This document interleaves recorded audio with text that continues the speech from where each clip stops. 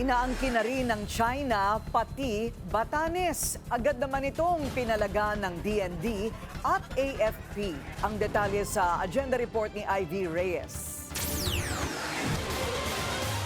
Isang false narrative sa kapalpakan ng China sa Baho de Masinloc kung tawagin ni AFP spokesperson for the West Philippine Sea, Roy Vincent Trinidad, ang umiikot na artikulo mula sa isang Chinese news site na ang Batan Islands o Batanes, ang northernmost island ng Pilipinas, ay nasa loob daw ng legal na teritoryo ng China. Ayon sa report, geographic extension umano ito ng Taiwan na ang soberanya ay nagmumula pa rin sa China.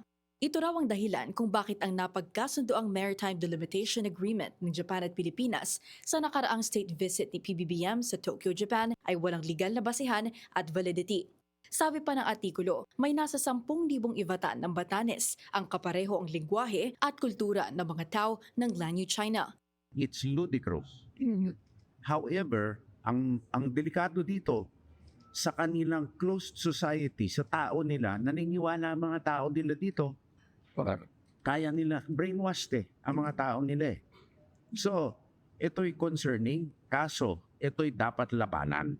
So we should take immediate measures, like No, we should not allow this to go unresponded to. No? Number one, all academics in the world should throw to douse cold water already on this theory. Kalokohan na yan eh. magpa-deploy ba tayo sa Batanes? I mean, we already have substantial presence. However, this will galvanize the Ibatan people against them wherever the Ibatan people are located.